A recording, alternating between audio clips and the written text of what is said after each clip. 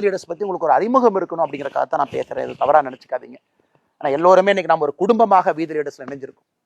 ஒரு மாற்றத்தை நோக்கி போறோம். அந்த மாற்றம் அடிப்படையிலிருந்து ஆரம்பிக்கணும். அரசியல் மாறணும்னு நினைக்கும் பொழுது இது வீத லீடர்ஸ்னுடைய பாதை. இங்க இருந்து ஆரம்பிச்சது, அது எப்படி செய்யலாம்னு யோசிச்சு கொஞ்சம் கொஞ்சமாக அது அப்படியே படிப்படியாக வந்து இன்னைக்கு அது ஒரு மக்கள் இயக்கமாக மாறி உங்கள் முன்னால் நின்று கொண்டிருக்கிறது. பெரிய ஆதரவு கொடுத்துட்டு இருக்கீங்க. இப்ப நம்முடைய நோக்கம் எல்லாம் வருகின்ற மாதங்கள்ல இந்த மெம்பர்ஷிப் டிரைவும் போயிட்டே இருக்கு. புதுசா மெம்பர்ஸும் வர்றாங்க. அப்படியே நம்ம முன்னாடி போக போக நம்முடைய நோக்கமெல்லாம் வீத லீடர்ஸ் என்கின்ற ஒரு அமைப்பு ஒரு மக்கள் இயக்கமாக, மக்கள் சக்தியாக, ஒரு ப்ராப்பர் பொலிட்டிக்கல் மூமெண்டாக, மக்களுடைய சோஷியல் இஷ்யூவை பேசக்கூடிய ஒரு இயக்கமா மாறும்.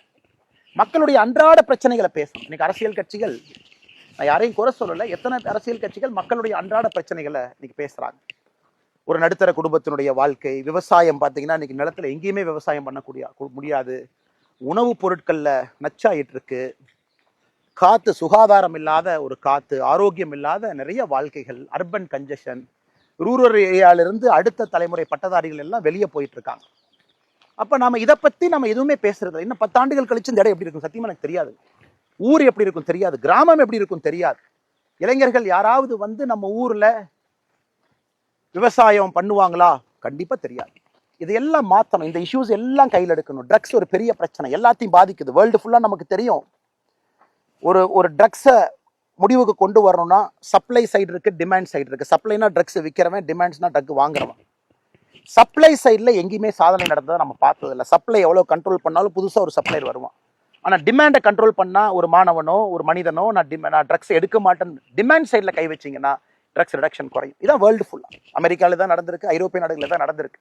அதை வீதி லீடர்ஸ் நம்ம கையில் எடுப்போம். அதை நம்முடைய வாலண்டியர்ஸில் எடுத்து மக்களுக்கு அவேர்னஸ் கொடுப்போம். எல்லா ஸ்கூலுக்கு போவோம், கல்லூரிக்கு போவோம், சைக்காட்ரிஸ்ட்டை கூப்பிட்டு வருவோம், பேச வைப்போம், ரிஹாபிலிட்டேஷன் சென்டர்ஸுக்கு போவோம். இது ஒரு மாஸ் பப்ளிக் மூவ்மெண்ட்டா வார் அகேன்ஸ்ட் ட்ரக்ஸை கிரவுண்டில் நடத்துவோம். யூனிஃபார்ம்டு காக்கி நம்முடைய நண்பர்கள் அவங்களுடைய பணி அவங்க செய்யட்டும்.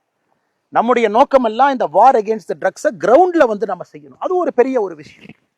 இதெல்லாம் மக்கள் பிரச்சனை. இதை மக்கள் நாம தீர்க்கணும். யாரோ ஒரு 4 போலீஸ் ஆஃபீஸர் இருக்காங்க, நார்கோட்டிக்ஸ் கண்ட்ரோல் பியூரோ இருக்கு, எஸ்பி இருக்காங்க, அவங்க செய்வாங்க. அவங்களால சப்ளைல எவ்வளோ பண்ண முடியுமோ பண்ணட்டும். அது இன்னெஃபிஷியண்டாக பண்றாங்க, எஃபிஷியண்டாக பண்றாங்க. அதுக்குள்ள நம்ம போக விரும்பலைங்க. நாம ஒரு இயக்கமாக, ஒரு வாலண்டியர் மூவ்மெண்ட்டாக நாம் இதை செய்ய வேண்டும் என்கின்ற நோக்கத்துல நாம் இதை செய்யணும்.